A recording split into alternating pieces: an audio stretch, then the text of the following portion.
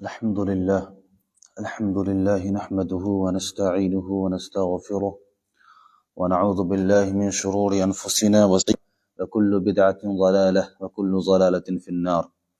أعوذ بالله السميع العليم من الشيطان الرجيم. بسم الله الرحمن الرحيم. وأن المساجد لله فلا تدعوا مع الله أحدا. وقال النبي صلى الله تعالى عليه وسلم: من مات وهو يدعو من دون الله ندا دخل النار.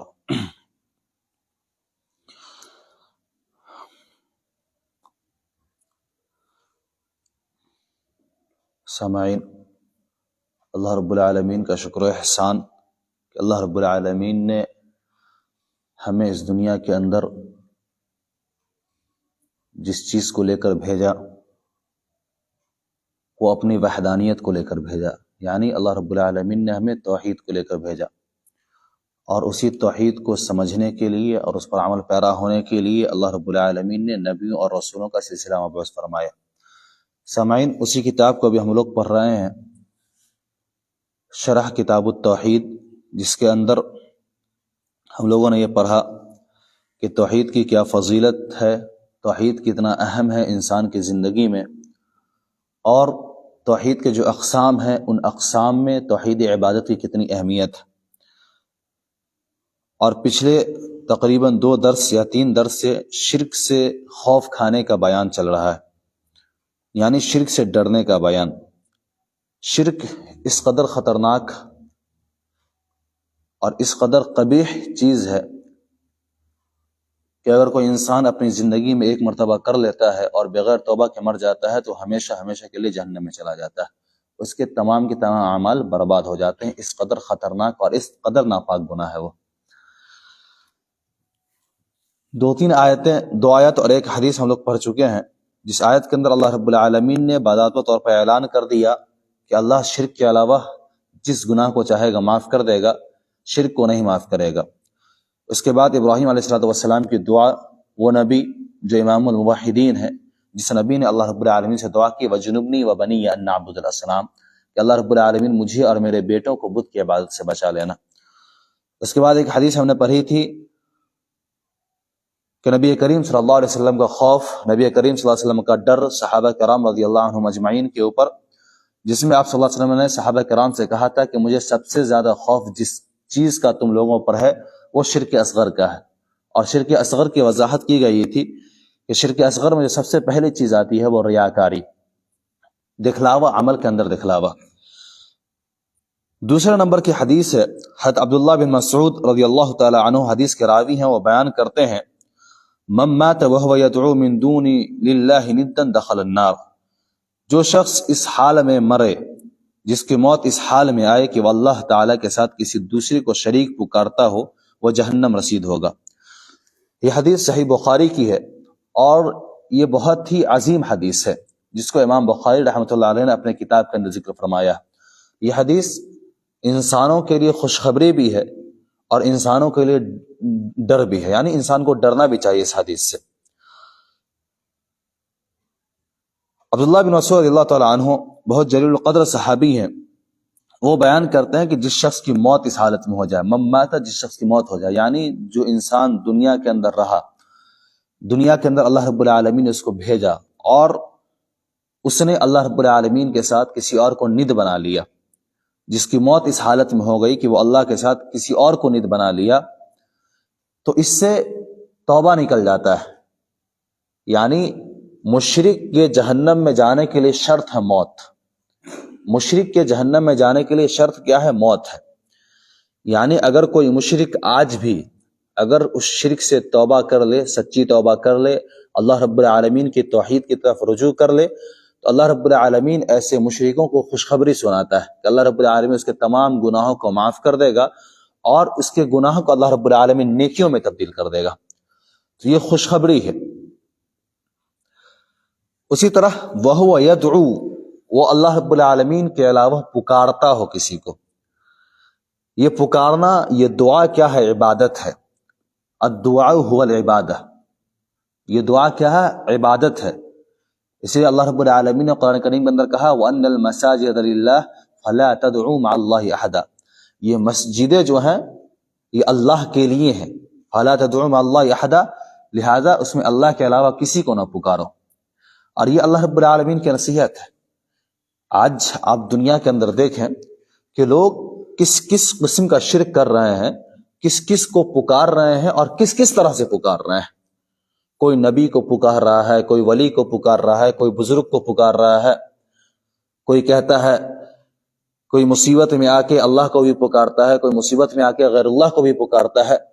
یہ تمام کی تمام چیزیں جب مسجد کے اندر آئے گا تو منہ پھوڑتے ہوئے نماز پڑھنے کے بعد الٹا گھوم کر چلا جائے گا، گھومے گا اور چلا جائے گا۔ لیکن وہی شخص جو شرک کرنے والا شخص ہوگا، جس کے اندر شرکی اعمال ہوں گے، جب وہ قبر پر جائے گا، جو قبر بہت مزین ہو، بہت معظم قبر ہو، بہت خوبصورت قبر ہو، اس میں وہ پیٹھ کی طرف سے نہیں جاتا ہے واپس۔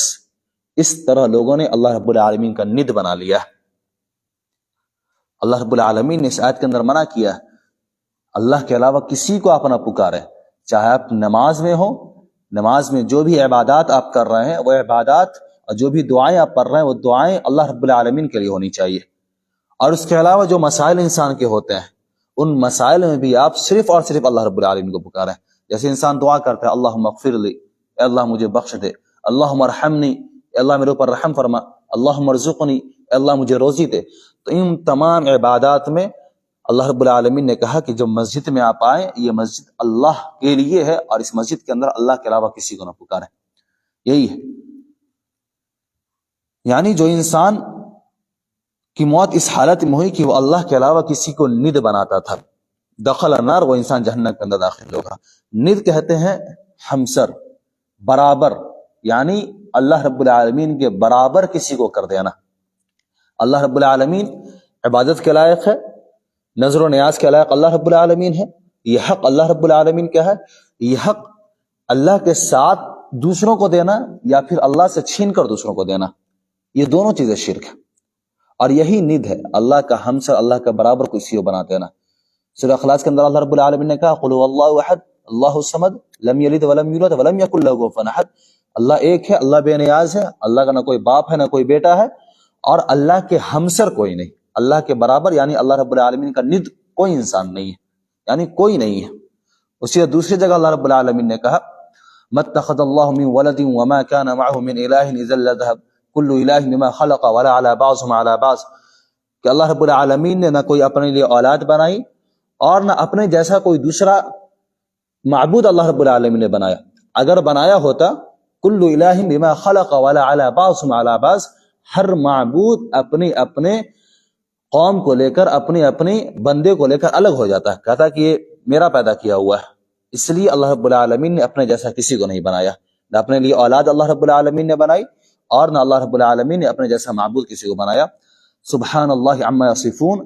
آج کل جو لوگ اللہ رب العالمین کے اندر نقص نکالتے ہیں، اللہ رب العالمین کے اندر عیب نکالتے ہیں، اللہ رب العالمین کو عیب دار قرار دیتے ہیں، اللہ رب العالمین ان تمام چیزوں سے پاک ہے۔ اور اتنا ہی نہیں، آگے کی آیت میں سورہ مومنون کی آیت ہے، آیت نمبر 91-92 کے اندر عالم الغیب والشہادہ فتعالی عما یشرکون، اللہ رب العالمین اس کو بھی جانتا ہے جو حاضر ہے اور اس کو بھی جانتا ہے جو غیر حاضر ہے۔ اور ان تمام مشرکوں سے، ان تمام شریکوں سے جس کو لوگ اللہ کے علاوہ پکار رہے ہیں، ان تمام سے اللہ رب العالمین بالا و برتر ہے، یعنی اللہ رب العالمین بہت اونچا ہے۔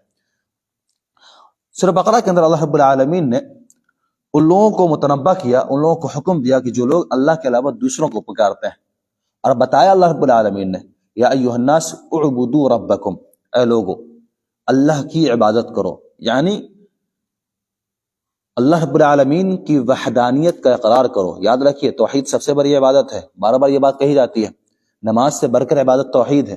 اگر آپ کی زندگی کے اندر شرک ہوگا اور آپ لاکھ نمازی ہو جائیں گے، اس نماز کا آپ کو کوئی فائدہ نہیں ہوگا۔ اس چیز کو آپ یاد رکھیے اور دل میں بسا لیجئے۔ اس لیے علماء کرام عبدو کا معنی وحدو کرتے ہیں کہ اللہ رب العالمین کی وحدانیت کا اقرار کرو۔ الذی خلقکم، جس نے تم کو پیدا کیا، وانتم تعلمون، اور تم جانتے ہو، والذین من قبلکم، جس نے تم سے پہلے معبودوں کو پیدا کیا، وانتم تعلمون، اور یہ بھی تم جانتے ہو، لعلکم تتقون، کیوں پیدا کیا؟ تاکہ تم اللہ رب العالمین سے ڈرو، تقوی اختیار کرو۔ یہ بہت حکمت ہے اللہ رب العالمین کی. انسان کی پیدائش کی حکمت، جو سب سے بڑی حکمت ہے وہ یہ کہ اللہ رب العالمین نے انسانوں کو اس لیے پیدا کیا کہ انسان اللہ سے ڈرے، یعنی انسان توحید والا ہو جائے، شرک سے بیزار رہے، شرک سے برات کا اعلان کرے اور توحید والا ہو جائے. اس کے بعد اللہ رب العالمین نے اپنے احسانات گنائے، کہا الذی جعل لکم الارض فراشا والسماء بناء، وہ اللہ جس نے تمہارے لیے زمین کو بستر بنا دیا، فرش بنا دیا تمہارے لیے، اور آسمان کو تمہارے لیے چھت بنا دیا، اور آسمان سے اللہ رب العالمین نے پانی برسائی. فاخرج به من الثمرات رزقا لکم، پانی کیوں برسائی؟ اور زمین سے اللہ رب العالمین نے تمہارے لیے طرح طرح کے میوے اگا دیے. فلا تجعلوا للہ اندادا وانتم تعلمون، یہاں پر اللہ رب العالمین نے حکم دے دیا ہے کہ تم اللہ کے علاوہ، اللہ کے ساتھ تم کسی کو ند نہ بناؤ، کسی کو شریک تم اللہ کا نہ بناؤ. وانتم تعلمون، اور یہ بات تم جانتے ہو. یعنی کفار مکہ کے سلسلے میں اللہ رب العالمین کہہ رہے ہیں، اور تمام لوگوں کو اللہ رب العالمین کہہ رہا ہے کہ تم جانتے ہو کہ پیدا کرنے والا اللہ، بارش برسانے والا اللہ، روزی دینے والا اللہ، یہ تمام چیز تم جانتے ہو. اس کے بعد وجود تمہارا یہ حال ہے کہ تم اللہ کو چھوڑ کر دوسروں کی یہ بات کر رہے ہیں.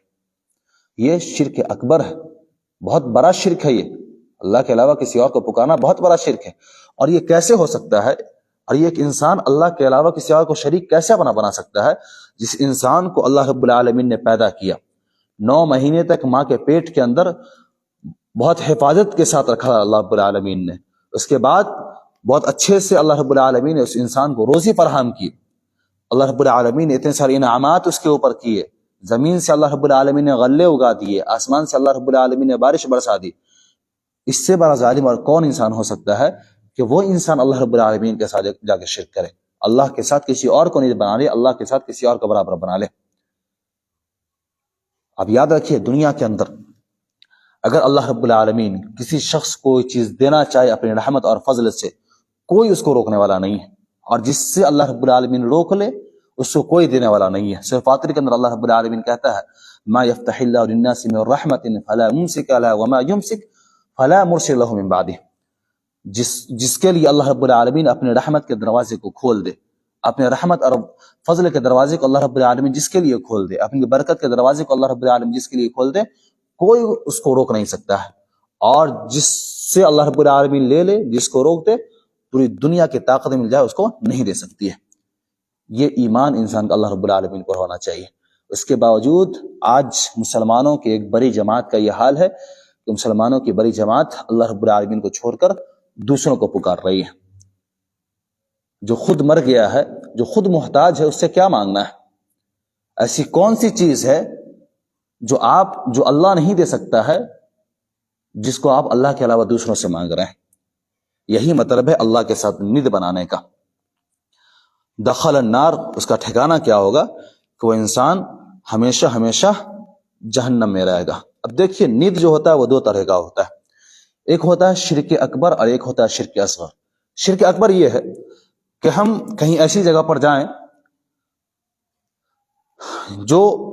یا پھر یہ سمجھیے کہ کسی مزار پر ہم جائیں اور وہاں پر جانے کے بعد ہم کہیں کہ فلاں بزرگ صاحب، آپ اللہ سے ہمیں اولاد دلوا دیجئے یا پھر خود آپ ہمیں اولاد دے دیجئے. یہ بہت بڑا شرک ہے. یہ شرک اس لیے ہے کہ وہ تو مردہ ہے، وہ تو مرا ہوا ہے، وہ خود محتاج ہے کسی اور کا. اگر ہم اس سے جا کر کہیں گے کہ آپ خود اولاد دے دیجئے تو وہ اس پر قادر نہیں ہے، اپنے نفع نقصان کا قادر نہیں ہے، وہ اپنے نفع نقصان کا مالک نہیں ہے، وہ جانتا ہی نہیں ہے، وہ سن ہی نہیں رہا قبر کے اندر جو پڑا ہوا ہے. اللہ رب العالمین نے کہا انک لا تسمع الموتى، مردے نہیں سنتے ہیں کسی بھی حال میں، آپ کچھ بھی کر لیں. چند خاص چیزیں ہیں جو اللہ رب العالمین مردوں کو سناتا ہے.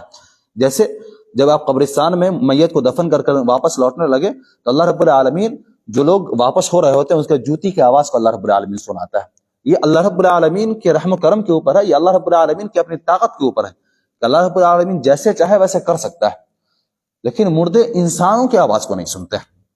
تو اگر ہم قبر پر جا کر یہ کہیں گے کہ آپ اولاد دیجئے یا اللہ سے دلوا دیجئے، یہ دونوں شرک اکبر میں داخل ہوگا، سب سے بڑا شرک ہوگا. کیونکہ کہ آپ اللہ سے ڈائریکٹ نہیں مانگ رہے ہیں، آپ وسیلہ تلاش کر رہے ہیں.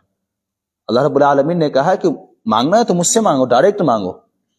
اور جب یہی بات، ایک بہت نقطے کی بات ہے، جب یہی بات اگر آپ کہیں اور کہیں گے، کسی شخص سے کہیں گے تو ہو سکتا ہے وہ کہنے والا کہہ دے کہ چھت پر چڑھنے کے لیے ہمیں سیڑھی کی ضرورت ہوتی ہے، اسی لیے اللہ تک جانے کے لیے ہمیں بزرگوں کی ضرورت ہوگی.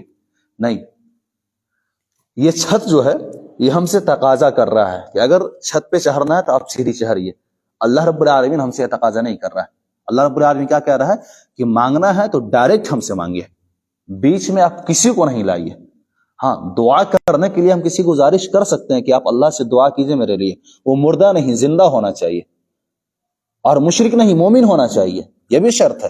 مشرک کی دعا کو اللہ رب العالمین قبول نہیں کرتا ہے. تو دعا کرنے کے لیے کہہ سکتے ہیں، لیکن اللہ رب العالمین نے کہا کہ جو کچھ مانگنا ہے ڈائریکٹ ہم سے مانگو، اس کے ساتھ کسی کو بیچ میں نہ لاؤ، کسی کو اللہ رب العالمین کے برابر قرار نہ دو. یہی ند ہے، اور یہی جو انسان اپنی زندگی میں کرتا ہے اور بغیر توبہ کے مر جاتا ہے، اللہ رب العالمین ایسے شخص کو جہنم کے اندر داخل کرتا ہے.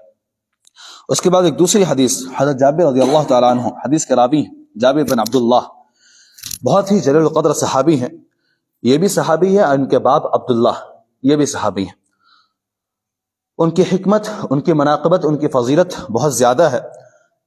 سیرت لکھنے والوں نے بہت ہی فضیلت ان کی لکھی ہے. حضرت عبداللہ رضی اللہ تعالیٰ عنہ، حضرت جابر رضی اللہ تعالیٰ عنہ کے والد ہیں، وہ جنگ بدر میں شہید ہو گئے تھے، اور ان کا اتنا ٹکڑا ٹکڑا کیا گیا تھا کہ ان کے انگوری کے ٹکڑے سے پہچانا گیا کہ یہ میت جو ہے یہ حضرت عبداللہ کا ہے. انہی کے بیٹے ہیں جابر رضی اللہ تعالیٰ عنہ. یہ تقریباً 70 سال کی عمر پا کر 94 یا 95 سال کی عمر پا کر 70 ہجری میں ان کا انتقال ہوا ہے. وہ بیان کرتے ہیں، دوسری حدیث ہے، من لقی اللہ لا یشرک بہ شیئا دخل الجنہ ومن لقی یشرک بہ شیئا دخل النار. ہاں، ایک چیز اور چھوٹ رہا ہے، وہ یہ کہ ند جو ہم نے کہا کہ شرک اکبر اور شرک اصغر دونوں ہوتا ہے. شرک اکبر ہم نے بیان کر دیا. شرک اصغر یہ ہے کہ جیسے ہم اللہ کے علاوہ کسی اور کی قسم کھاتے ہیں، یہ بھی شرک ہے. من حلف بغیر اللہ فقد اشرک، اللہ کے علاوہ کسی کی قسم کھانا شرک میں آتا ہے. چونکہ قسم خالق کی کھائی جاتی ہے، مخلوق کی نہیں کھائی جاتی ہے.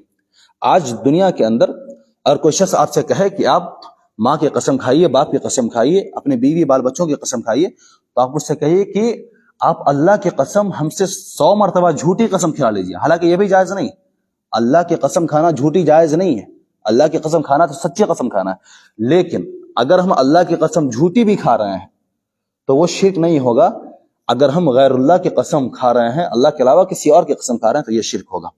اسی طرح ایک دوسری چیز، پرندے کو اڑا کر فال لینا. پرندہ کو اڑائیں گے ہم، پشچم طرف گیا تو ہمارا کام اچھا ہوگا، پورب طرف گیا تو ہمارا کام خراب ہوگا، یہ بھی شرک میں داخل ہے. اسی طرح ریاکاری، جس حدیث کو مؤلف رحمہ اللہ شرک سے ڈرنے کے بیان میں لائے ہیں، یہ تمام کے تمام چیزیں شرک اصغر میں داخل ہوتی ہیں. اس کے باوجود بھی دنیا کے اندر شرک کے علاوہ جتنا سارا گناہ ہے، ان تمام گناہوں سے بڑا شرک اصغر ہے، یعنی چھوٹا شرک ہے. اب کیا شرک اصغر کرنے والا ہمیشہ ہمیشہ کے لیے جہنم میں رہے گا؟ اس کے متعلق علماء کرام لکھتے ہیں کہ اللہ رب العالمین بروز قیامت بندے کے جب اعمال کو تولا جائے گا، اللہ رب العالمین شرک اصغر کو اور گناہ کو ایک پلڑے میں رکھے گا، اور جو اس کے نیک اعمال ہوں گے اس کو ایک پلڑے میں رکھے گا اللہ رب العالمین. اگر شرک اصغر اور گناہ والا پلڑا بھاری ہو گیا، اللہ رب العالمین اس کو جہنم کے اندر داخل کرے گا، لیکن ہمیشہ ہمیشہ کے لیے اللہ رب العالمین داخل نہیں کرے گا، چونکہ اس کے زندگی کے اندر شرک اکبر نہیں ہے. وہ اللہ کے در کو چھوڑ کر دوسرے دروں پر نہیں جاتا تھا، اس لیے پھر ایک نہ ایک دن اللہ رب العالمین اس کو عذاب دینے کے بعد نکال کر جنت کے اندر داخل کر دے گا. لیکن شرک اکبر کا جو مجرم ہوگا، شرک اکبر کا جو مرتکب ہوگا، وہ ہمیشہ ہمیشہ کے لیے جہنم میں رہے گا. اس لیے ہمیں شرک اصغر سے ہی بچنا چاہیے اور شرک اکبر سے بھی ہمیں بچنا چاہیے. اسی طرح ایک حدیث ہے، مختصراً بیان کر کے بات ختم کرتا ہوں. جابر رضی اللہ تعالیٰ عنہ بیان کرتے ہیں کہ نبی کریم صلی اللہ علیہ وسلم نے ارشاد فرمایا، من لقی اللہ لا یشرک بہ شیئا دخل الجنہ ومن لقیہ یشرک بہ شیئا دخل النار. جس شخص کی ملاقات اللہ رب العالمین سے اس حالت میں ہوئی کہ وہ اللہ کے ساتھ کسی کو شریک نہیں کرتا تھا، اللہ رب العالمین اس کو جنت کے اندر داخل کرے گا. اور جس شخص کی ملاقات اللہ رب العالمین سے اس حالت میں ہوئی کہ وہ اللہ کے ساتھ کسی اور کو شریک کرتا تھا، وہ جہنم کے اندر داخل ہوگا. اس میں دو چیزیں ہیں. پہلی چیز یہ کہ یا تو اللہ رب العالمین اس کو بغیر حساب و کتاب کے جنت کے اندر داخل کر دے گا جو موحد لوگ ہوں گے، اور یہ سب سے اعلیٰ درجہ ہے. اللہ رب العالمین ہمیں بھی ان لوگوں میں سے بنائے، آمین. اس کے بعد دوسرے درجات یہ ہے کہ حساب کتاب کے بعد اللہ رب العالمین جنت کے اندر داخل کر دے گا. اس کے بعد تیسرا درجہ یہ ہے کہ حساب کتاب کے بعد اگر اس بندے کا گناہ زیادہ ہوا تو اللہ رب العالمین اس کو جہنم کے اندر ڈالے گا، اور جو گناہ کے سزا ہوتے ہیں اس سزا دینے کے بعد اللہ رب العالمین پھر اس کو جنت کے اندر داخل کر دے گا. بہرحال جو انسان مشرک نہیں ہے، جو انسان کی حالت ایمان، جس انسان کی موت ایمان کی حالت میں ہوئی ہے، اللہ رب العالمین اس کو جنت کے اندر ضرور داخل کرے گا. اور جو انسان شرک کرتا ہوا دنیا سے چلا گیا اور توبہ نہیں کیا، سچی توبہ نہیں کیا، اللہ رب العالمین اس کو ہمیشہ ہمیشہ کے لیے جہنم کے اندر داخل کرے گا. اسی لیے شرک اصغر سے بچنے کی کوشش کیجیے، شرک اکبر سے بچنے کی کوشش کیجیے، اور جو بڑے بڑے گناہ ہیں اس سے بچنے کی کوشش کیجیے. کیونکہ یہ جہنم کا عذاب جو ہے بہت خطرناک ہے. جہنم کے اندر ایک پتھر کو پھینکا گیا، 70 سال تک جو وہ پتھر نیچے گرتا رہا، 70 سال پورا ہونے کے بعد وہ پتھر نیچے گیا. اسی لیے جب آپ کو جہنم کے اندر پھینکا جائے گا تو یہ عالم ہوگا. اور یہ قیامت کا دن جو ہم سنتے ہیں کہ قیامت کے دن ارے کیا ہو گیا، نماز ہم چھوڑ رہے ہیں، نماز نہیں پڑھ رہے ہیں، عذاب کو بھگت لیں گے، پھر تو ہم لا الہ الا اللہ پڑھتے ہیں جنت کے اندر ہم جائیں گے، یہ ایسے ہی آسان نہیں ہے میرے بھائی. یہ بہت ہی خطرناک چیز ہے. وہ قیامت کے دن 50,000 سال کے برابر ہوگا. نفسی نفسی کا عالم ہوگا لوگوں کے سامنے. تو ان چیزوں سے بچیے، اور خود بھی بچیے، اپنے گھر والوں کو بھی بچائیے. اللہ رب العالمین قرآن کریم کے اندر کہتا ہے یا ایھا الذین آمنوا قوا انفسکم واہلیکم نارا. یہ میں دوسری بات کہہ رہا ہوں کہ اے ایمان والو، اپنے آپ کو اور اپنے گھر والوں کو جہنم کی اس آگ سے بچاؤ، وقودها الناس والحجارہ، جس کا ایندھن انسان ہوں گے اور پتھر ہوں گے. اور ایسے ہی نہیں، اس کے اوپر ایسے سخت اور درست طبیعت کے فرشتے معمور ہوں گے جو اللہ کی نافرمانی نہیں کرتے. اس لیے جب آپ نماز پڑھنے کے لیے آتے ہیں تو اپنے بچوں کو بھی نماز پڑھنے کے لیے لایا کریں. یہ درس میرا کمپلیٹ ہے. دوسری بات کیا کہ میں اپنی بات کو ختم کرتا ہوں. چونکہ ہو سکتا ہے کہ آپ اپنی اولاد کی وجہ سے جب آپ اس کو نماز پڑھنے کے لیے نہیں کہیں گے تو ہو سکتا ہے کہ آپ اپنی اولاد کی وجہ سے بروز قیامت پکڑے جائیں. اللہ رب العالمین سے دعا ہے کہ اللہ رب العالمین ہمیں ہر قسم کے شرک سے محفوظ رکھے. آمین. السلام علیکم ورحمۃ اللہ.